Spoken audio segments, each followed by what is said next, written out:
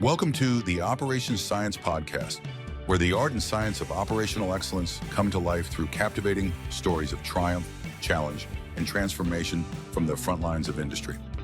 Our distinguished guests, from manufacturing pioneers and medical device innovators to aerospace visionaries, diagnostic lab leaders, and major capital project leaders, unveil the hidden patterns and powerful insights that drive exceptional results in the complex world of operations. Join us on this journey of discovery as we explore the brilliant minds behind the systems that make our world work and uncover the leadership secrets that could revolutionize your approach to operations forever. Here is your host, Nick Arezin, and the guest, Ed Pound. Hello, everybody. Welcome to the very first episode of the Operations Science Podcast, which will be launched very shortly by the host, Ed Pound. And I'm here to ask Ed a few questions about what this podcast is about and how, what is the intention behind it? You know, what is the vision, and most important, how it will benefit the followers and the viewers and those who tune in every week. So with that, let's meet everybody. My guest, Ed Pound. Hey. Hi, Ed. How are you? I'm doing great. Good to be here. We're very excited to get started. Welcome to your own podcast. Yeah. All right. That's good. And then I can censor myself. Yes. So this will be the first and the only time you will appear on your own podcast as a guest. So make the most of it. Right. With that, let's jump right into it. Tell us about your podcast. First of all, what's it called? Yep. And tell us what is the vision behind your podcast? Why are you doing this? Well, Nick, it's called the Operations Science Podcast. And it's Operations Science basically is about how people can be more effective and more efficient in the work they do. And that applies everywhere. We've started out in manufacturing, but we found that the laws apply generally across all industries. And there seems to be a common theme across all industries that there's a lot of confusion about how people go about making work better. There are a lot of continuous improvement programs, and those are good, but they tend to get confused between different concepts like Lean started with Toyota Production System, Six Sigma started with Motorola, theory of constraints. There are all these different competing initiatives out here, and Operations Science really starts from first principles. So it's not that you throw those things out. It helps people be more effective and more efficient with what they're already doing. So bottom line, you are going to help people who are in operations, managing operations, to be more productive. Absolutely. And it's a struggle, right, for people. And the thing is, the reason all these different initiatives have come up is because people didn't have these first principles and an understanding of the science. And a lot of times what happens is you either get a bunch of academics who are too technical and they want to do things that nobody's ever done before, but you're out there in operations working day in and day out and you just want to do your job better. Or you get things that are too simple. You know, you just have to believe on faith. And the idea with Operations Science is it addresses the entire spectrum. It starts from these first principles, relationships in how to work better, the science of capacity and inventory and time and variability, and it makes it approachable for anybody at any level of an organization. Yeah. You know, you mentioned academics. You know, I never really take academics seriously because I never forget a long time ago, somebody that I know started a business and failed. I mean, failure is how you learn, but right. He failed, and then he became an academic to teach. Yeah. Well, you know, I have a lot of respect for academics. There's a very particular purpose that they serve. They are supposed to push back the boundaries, right?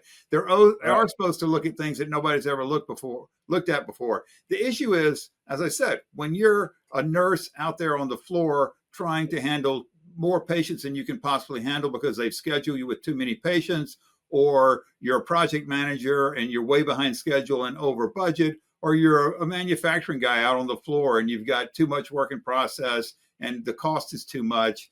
You know, an academic coming in and saying, oh, let me help you with all these principles and theories, it tends to ring hollow because you just don't have time. And so we focus on the basic science and how that gets applied very quickly. Yeah. Yeah. I mean, it's the scenarios, right? Different scenarios call for different Right. Yeah, actions. The absolutely. fundamentals are fine. You can't do anything without the fundamentals. And Right. once you have those fundamentals, some of the decisions you will make will be all different decisions based on circumstances, but the fundamentals you'll be able to apply. So that's why you will be able to help with those different scenarios and how to apply. Right. So Uh, we want to get people on the program who are involved in operations day in and day out and just share their experiences and their challenges and, sort of frame that around operations science. And so that we can share that with our audience so that people pick up better ideas for how they can do things better, how to work better. Yeah. So, I mean, that was going to be my last question about what would somebody who's tuning in to your podcast uh, get? What are the benefits of following your podcast and tuning in on a regular basis? Well, we're going to have people from all different industries, right? And these are people who've been in the trenches, who've had successes and failures, because we don't want to gloss over failures. There's a lot of learning to be had from failures, as my friend Mark Graven knows very well. And the idea is that we'll be sharing experiences, talking a little bit about the science that applies to those experiences and maybe how you frame those experiences in operations science, whether they've had the experience with operations science or not, and then helping others understand what they did well and what they could do maybe better so that everybody learns together. Great. So these are going to be real practical tips that they can pick up, as well as the Yeah, fundamentals, right? absolutely. And that's actually one of the things when people see operations science, they think, oh, that's, this esoteric stuff, but it's not. I mean, the idea is you want to have understanding of fundamental relationships, say, for instance, between how busy are people and then how long does it take things to get done when people are busy. That's in operations science, that's called the relationship between utilization and cycle time. But it's very practical. And so the idea is to bring that to people in a way that they can absorb and they can turn around and apply to their particular operations. Yeah. So, when you have these guests appearing on these talk shows, guests being actors and others, Yeah. so they say, well, let's play a clip. And then Mhm. they play a clip, right? So let's give the audience a taste of what it would be like to have a guest. So give us, you've been doing this long enough and then you are constantly interacting. Give us a taste of the kind of solution, for example, that was presented to you, Mhm. and then you kind of hashed out what would be the right way to handle. So that will give us an idea about how the show is going to play out. Okay, so a great one is actually a client that we worked with, Delta Tech Ops, and their issue was they had been decimated by COVID. I mean, that's the airline industry. They basically sat down 700 airlines. Jet airliners, airplanes, and then when COVID was over, they had to bring it back up. And so their big challenge was because a lot of people had left during COVID. They got really good buyouts because they just couldn't afford to keep them around with no planes flying. And so when they had to go rebuild, the challenge is, okay, how do I rebuild and stabilize my production system? And this could be stabilizing a production system that you're having trouble with, whether or not you have to start up 700 jet airplanes or not. But in that particular case, it provided a common framework for them to train everybody and establish a common understanding of how to best go about reestablishing their operations. I see. So coming out of a completely crisis situation and then getting back up. So what are some sound principles? Yeah, this is. I'm sure there will be a lot of benefits that people will receive by tuning in. So what I want to also cover is, who is a good guest for you? Who are you looking to bring on the show and showcase their whatever the project they were involved in, Right. and at the same time, most important, who can give some share experience, some recommendations, some best practices that they followed, that the viewers or the listeners would benefit from, that they can Sure. also rely on. Yeah. So, basically anybody in operations, and this covers operations across a large swath of industries. It wouldn't be very good science if it didn't apply everywhere. But we're focused in a couple of particular areas. But we're looking for C-suite executives, COOs. CEOs generally are kind of above the operations details, although if they were a previous CEO, COO or a manufacturing VP or a project manager, that would be good. Managers, continuous improvement leaders, directors, and project managers. These are all people who are just right in the mix of what goes on with operations science. So what I'm hearing is not necessarily companies that handle tangible products like manufacturing or anything like that, but also service industries like the travel. Obviously, Delta example is a good one. So pretty much Yeah. any industry, what I'm hearing. Well, that's right. And that's a great point, because one of the observations from operations science is that everybody deals with production systems. Now, if you go to somebody who's working on an engineering construction project and they're doing front end engineering design, which is called FEED, which is all the work you do before you go to build a bridge or an oil rig or some large structure like the channel. There's a lot of work that goes on there. And particularly you go to those folks and you say, oh, you can't use, lean or the Six Sigma stuff because we're not a factory. We don't do production. But they have work in process. It's not physical work in process, but the task of designing, creating a design, testing a design, drawing up a drawing, doing a specification.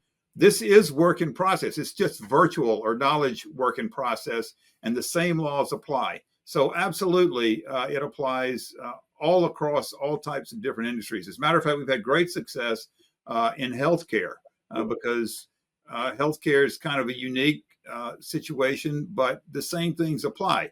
You have doctors and nurses. These are your resources, your work in process, basically, or your patients, and all the testing that you have to do.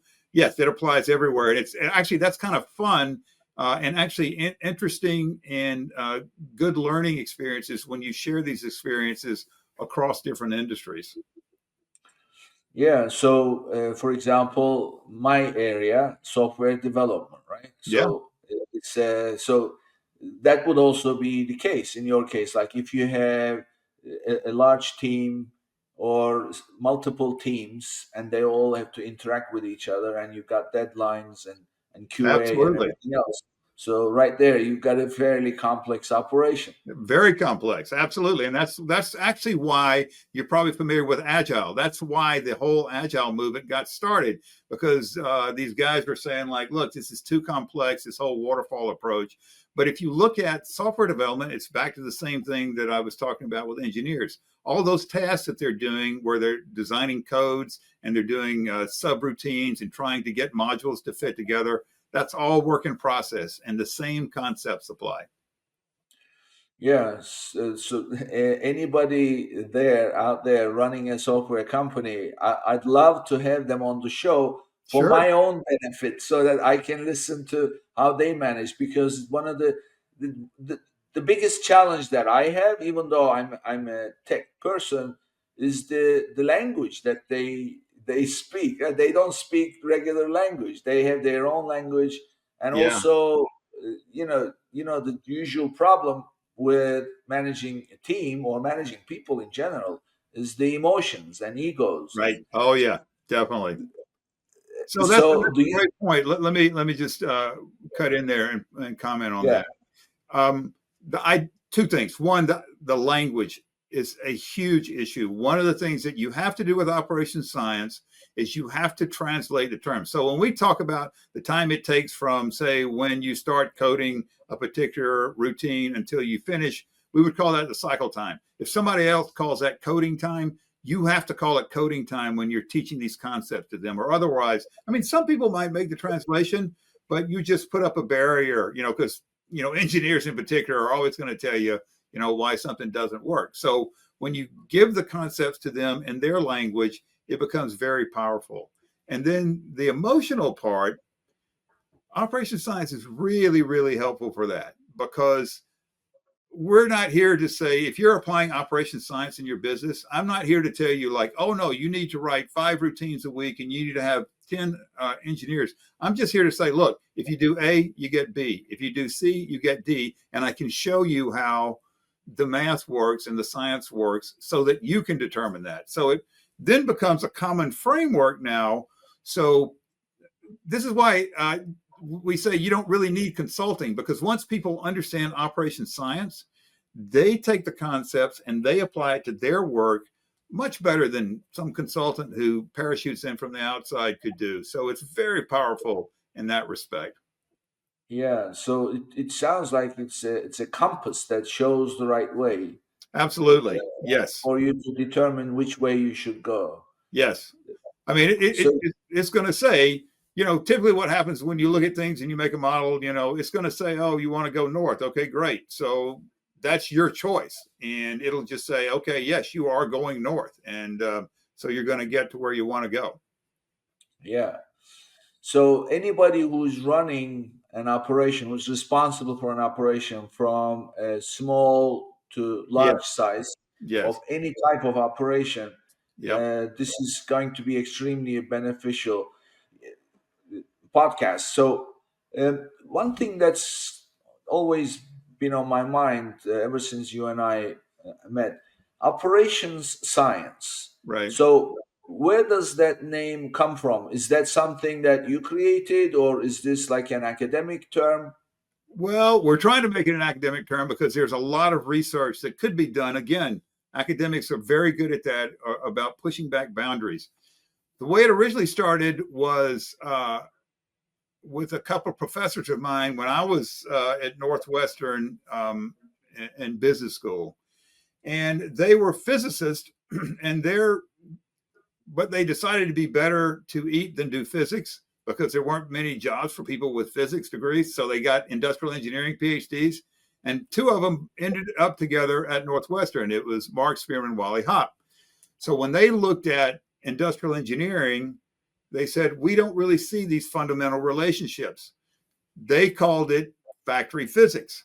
So fast forward like 18 years, and now what we've found is that it applies everywhere. So when you go into a hospital and you tell them, we would run up against this, oh, we're going to do factory physics. They go, we're not a factory. We got patients here. We don't do that.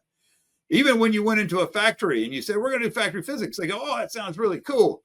But physics, man, that sounds kind of hard. I don't know if I really want to do that. And so in 2018, I was literally just kicking around the idea, how do we make it a more general term? Because we had demonstrated over those 15 years it applied everywhere.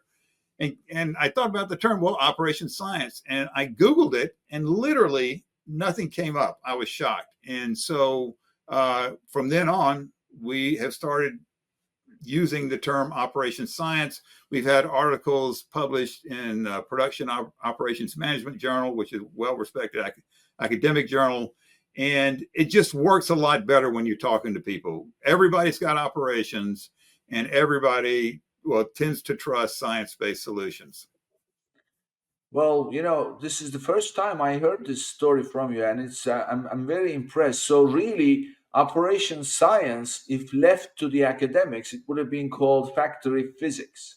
Well, it started in academia as factory physics, right?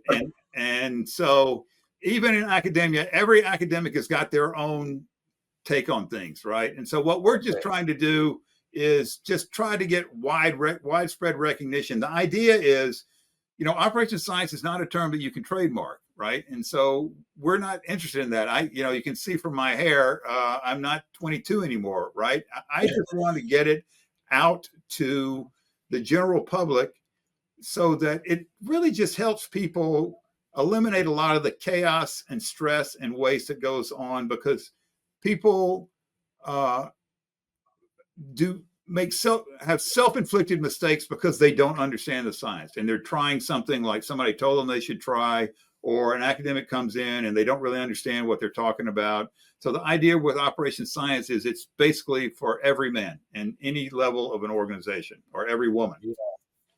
Yeah, I mean, look, the Operation Science, what I'm hearing is really it's a it's an approach, a methodical approach based on sound principles Yep, that applies to any kind of operation, that's right. and that's why I can see why you want to have this podcast, because all you'll be doing is what you practice every day, that what people use to be successful in running their operations. You'll be talking about not only those principles of it, but also the applications of it. And Yep, this is a great resource. yep. Great. Well, I can't wait to listen, especially to those Looking anything forward to to it. software and the people, because the people component. Yes. 'Cause I'm an engineer by training, and when I graduated, I said to myself, I'm never going to be in anything where I have to deal with people. Well, guess what? Without Yeah. people, I don't know what that is. Yeah. yeah, it doesn't work. So automation, and that's why anything that I can automate, I try to do it so that I don't have Sure. to. I can minimize the people aspect of it. Well, I find actually that I used to be more of an introvert, but through the years I've become more of an extrovert, because it's really interesting to listen to people share their stories. And when they apply Operation Science and the light bulbs go on, it's just a lot of fun. Because again, the pressure's not on me to like give them a magic solution. I just want to make sure that they understand the concepts and that they're applying it to their business. And then they come up with the most creative stuff. It's amazing. Yeah. So let's now get to know you a little bit. All So right. this is your opportunity to tell us your story. And typically, what I'd like to do is, I mean, we all have our work, and yeah, you are not only an operations professional, but also you're an entrepreneur. And being an entrepreneur usually is very different than working somewhere, or in fact, even being a business owner, because there's a Right. huge difference. And entrepreneurs have very interesting lives and then life experiences. So I'd like to start right from the beginning. Tell us, where did you grow up, and tell us about your family. Any siblings, Sure. your folks. Tell us about who you are. Sure. I grew up in Columbus, Georgia, and I had four brothers. And we always said we raised our mom right. Some people go, "Oh, your poor mother," but yeah, it was. I had a great childhood. I had a speckled academic career to get started. I went to Georgia Tech, and then after 2.5 years, I found out that there was no degree in chasing girls or drinking, and they told me that yeah, they had no degree in that, and then they kicked me out. And then my dad said, "Oh, guess what? There's no financial support for that program either."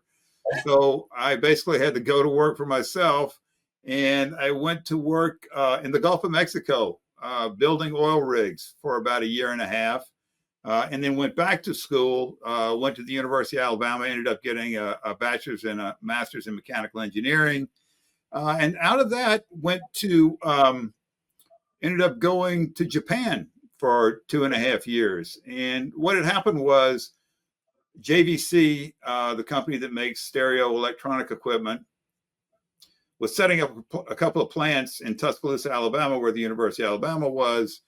They kind of wanted a guinea pig to go over to Japan because they had never worked with Americans before, and I was the guinea pig. And so I was over there basically by myself. I got married and then went over there. And then my wife and I were there for about I went over there for 6 months. She came over after we got married, there for 2 years. That was a great experience. Came back, worked with JVC for a little while, then went to Northwestern. And it was, at the time, it was perfect for what I was looking for. I was really interested in manufacturing.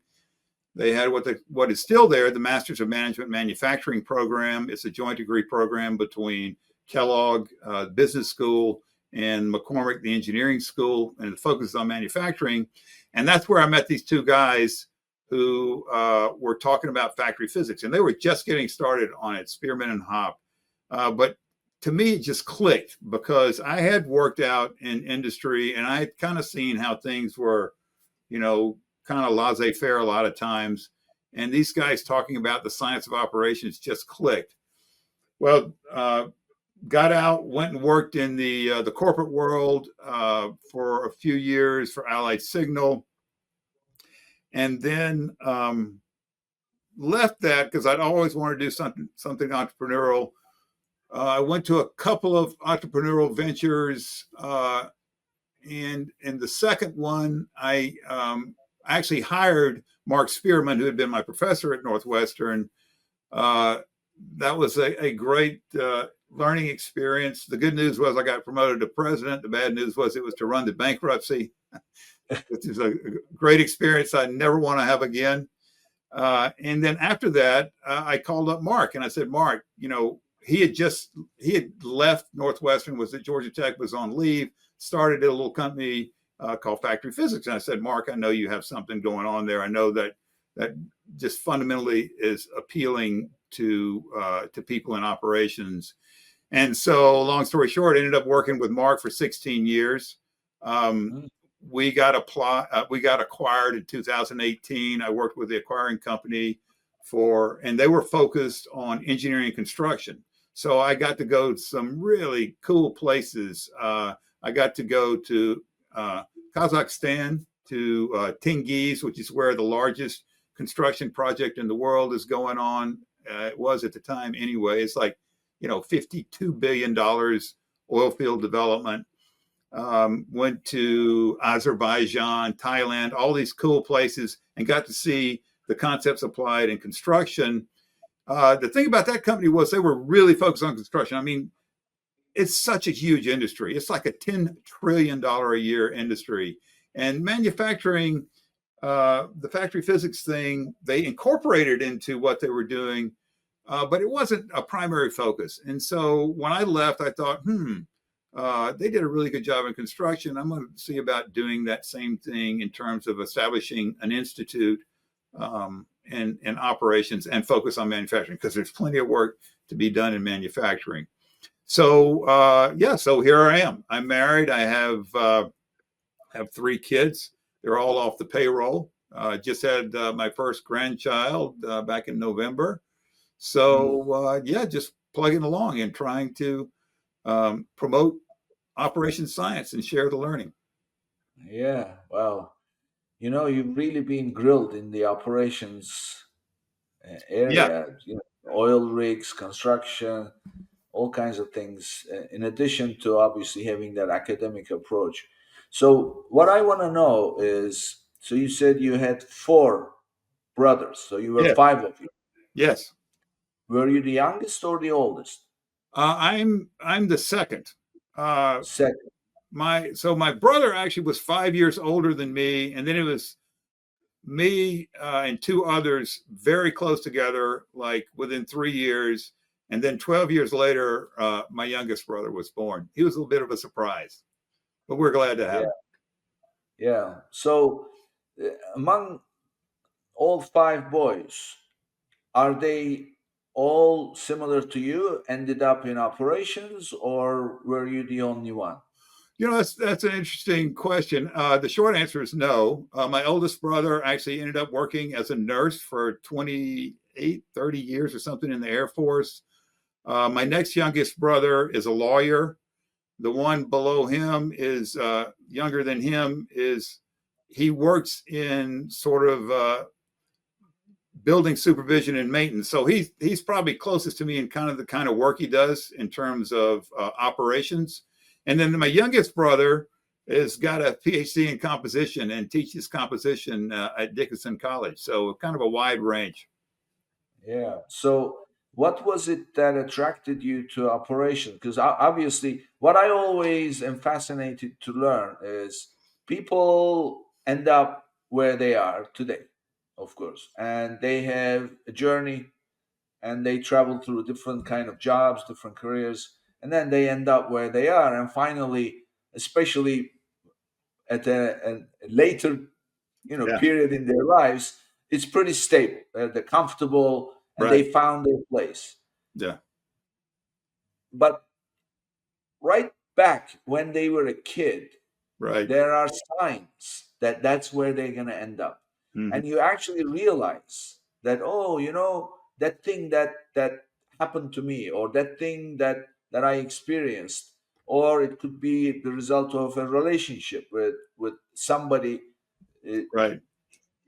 that was determined then, Yeah. that where they are going to be. So in your case, looking back at those early years, like being a kid, a youngster, do you remember anything that resembles what you do today?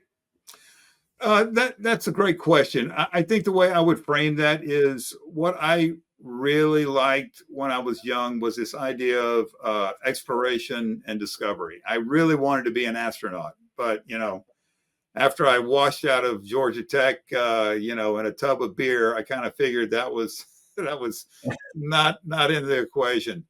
But what I found is that, and the other thing that goes along with that is that in my family, for a few generations, there have been manufacturing company owners and managers, and so there was a little bit of that, I guess, in the blood, I would say.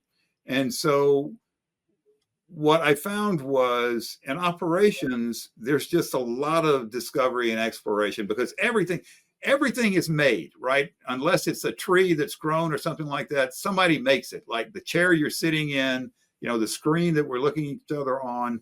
And that just always fascinated me about how things are made. So that kind of was my trajectory. And why did that interest you so much, the discovery, exploration? What was the appeal? I don't know. I mean, why do why do people like to drink beer and not Coca-Cola or something? It's just something that was innate.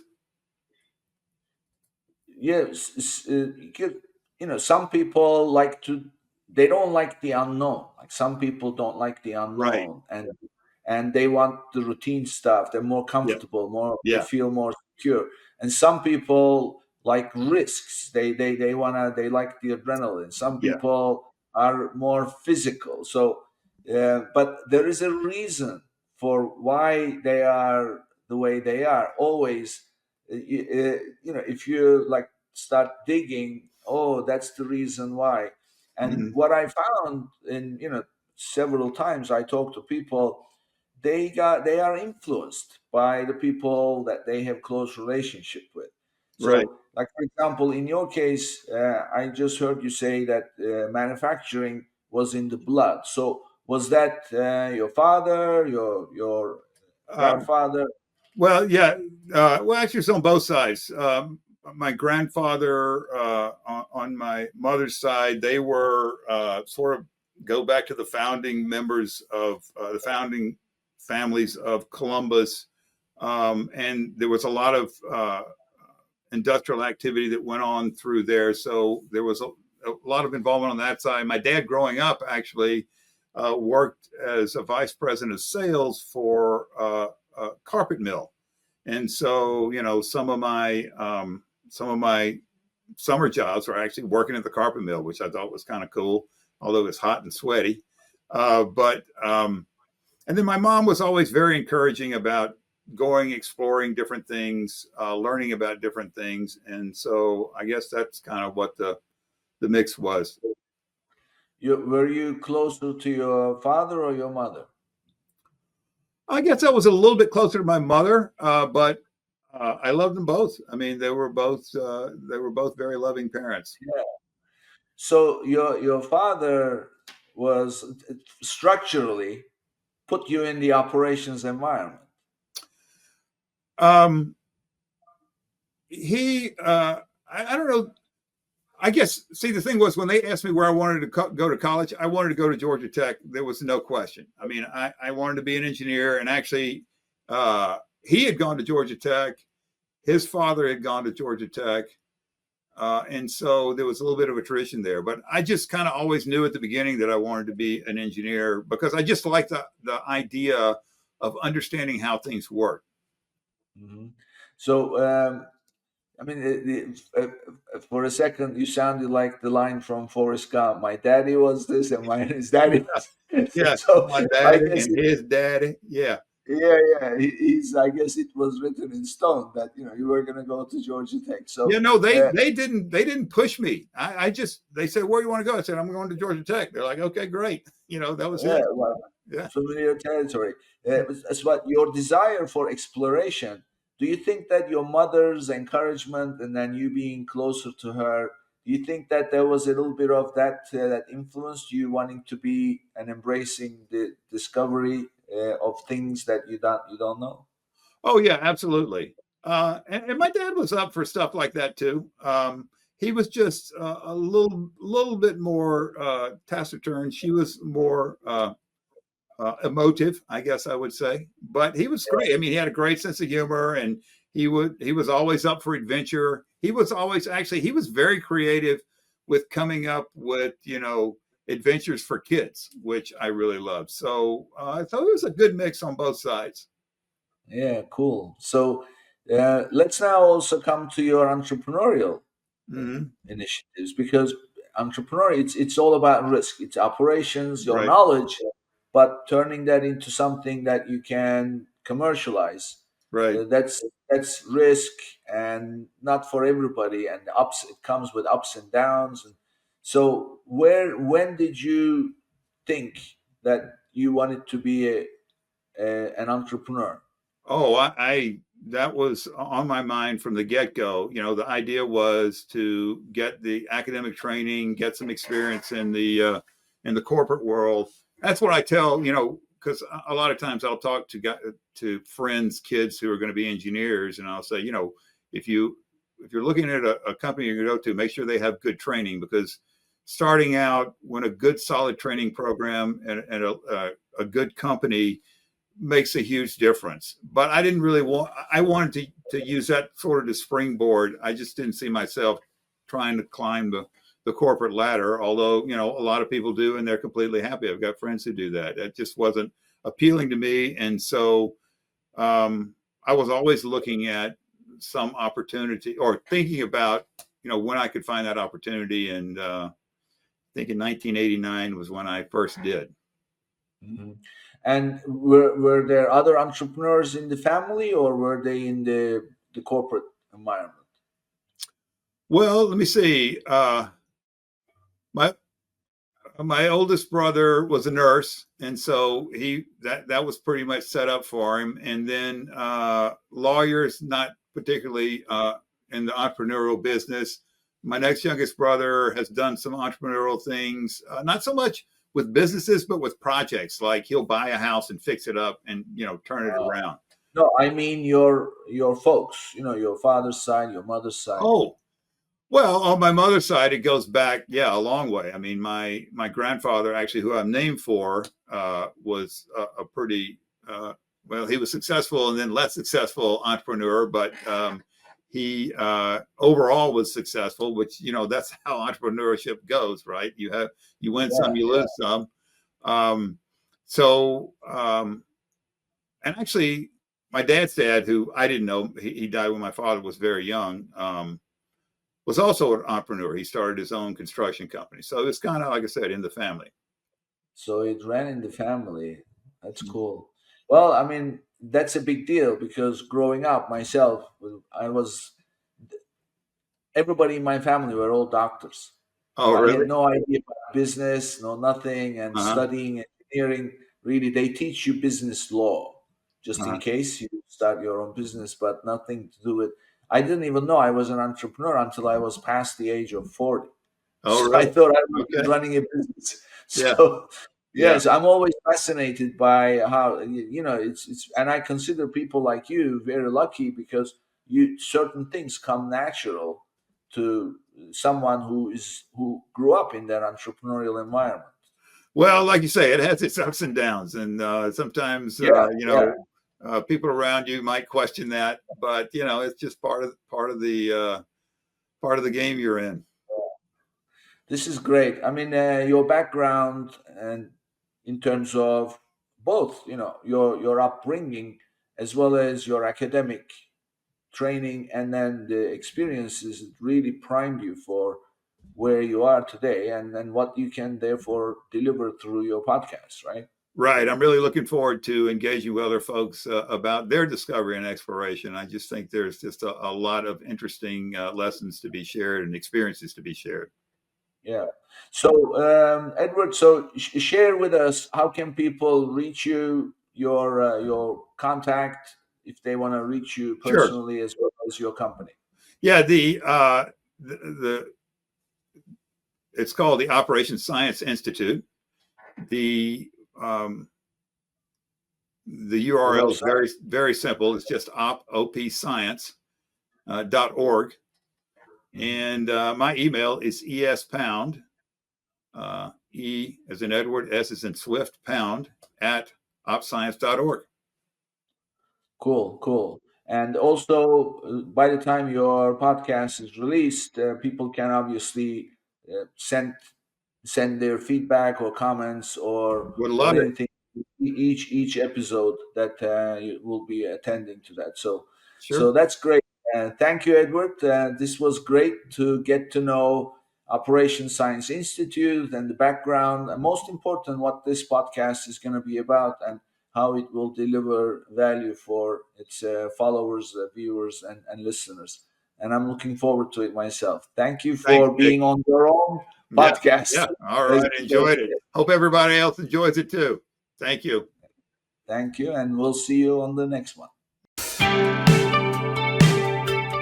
The Operation Science podcast requires more than a conversation.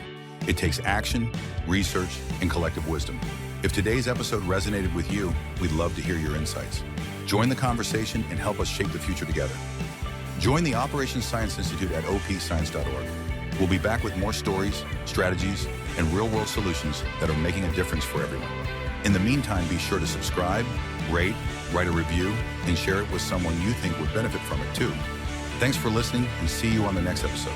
The views expressed by our guests are their own and do not represent their company's views unless specifically stated as such.